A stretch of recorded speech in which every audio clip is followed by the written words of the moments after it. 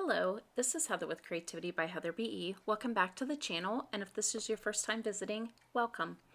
So today I am showing you a winter birthday card, and this is the inspiration team project for Brutus Monroe for this week. And what I am showcasing here is the Brutus Monroe heat resistant vellum. I'm also going to be using this Brutus Monroe Unity background stamp, which is called Miracle of Nature. So the heat resistant vellum from Brutus Monroe comes in 10 sheets, and it comes in 4 1/4 by 5 1/2, so it's your A2 size. And it's awesome because it is heat resistant. You can heat emboss on regular vellum, however it's kind of tricky because you have to be very careful with your heat gun. It will warp and burn the vellum very easily. And with this vellum, it's thicker, and so it takes the heat a lot better.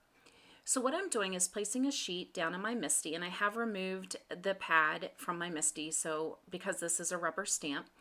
And I take just a small bit of removable adhesive and apply it to the back just to stop it from shifting. Because this is a large background stamp, I wanted to make sure if I needed to do a second stamping that my vellum was not going to shift. So I'm going to add some Brutus Monroe clear embossing ink after I prepare the vellum using my powder tool. So this background stamp is covered in snowflakes, and I wanted to create a birthday card. I have some people in my family who have birthdays in January, so I thought this would be a fun background to use for a birthday card. Obviously you could use it for holiday cards, but I thought it would be cool to change it into a birthday card. So I've stamped it with a clear embossing ink, and I did actually have to stamp this twice. I edited out the second time of stamping because it's basically the same thing.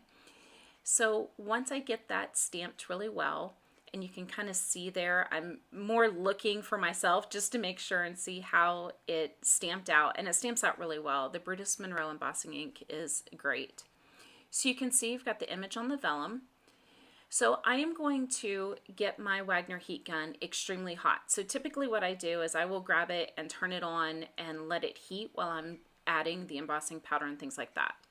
So for the embossing powder, I'm going to use the lightest color blue from the Hanukkah set, which is a limited edition set that Brutus Monroe has released. So there are several really pretty blue colors. There's two that have a lot of glitter, a lot of shimmer.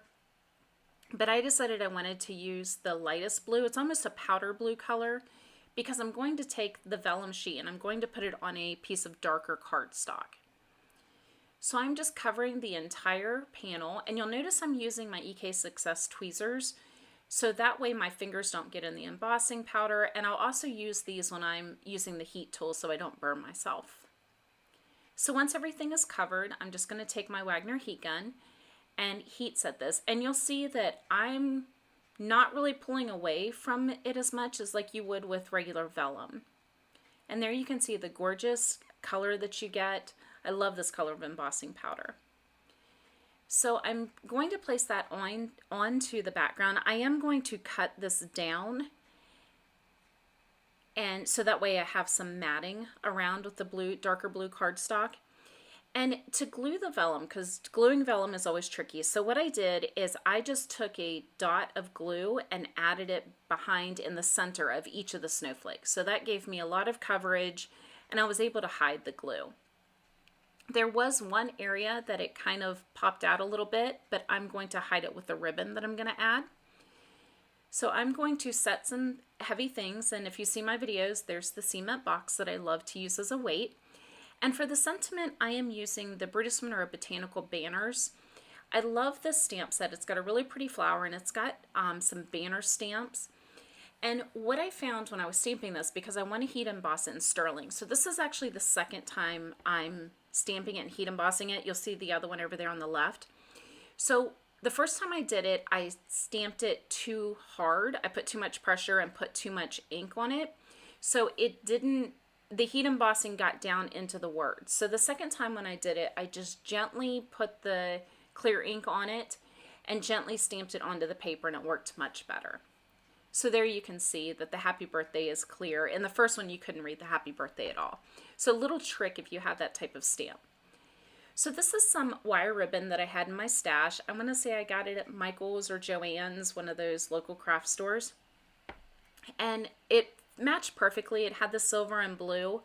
So I took some and just wrapped it around the edges. And I used a tape runner to glue that down. Because of the vellum, it stuck pretty easily. And I did fussy cut out the banner. So that's one thing I did on camera, which is why my scissors are sitting there.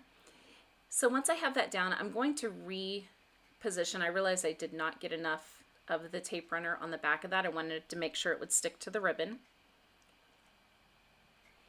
And so for the final touch, what I'm going to do is I'm going to take some of the Nuvo, and this is the Blue Babe. It's the crystal drops. And I'm just putting a small dot in the center of each of the snowflakes, just to give it a little bit more interest and dimension. I'm going to take my panel and add it to a Nina Solar White card base, and that's the final card. So you can see a great fun birthday card, especially for those that have winter birthdays. So I encourage you to take a look once again at your stamps and just kind of see how can you change them into cards that'll fit the need that you have. And I highly encourage you to check out the heat resistant vellum. As always, all the products will be linked below. Thank you so much for watching and have a great day.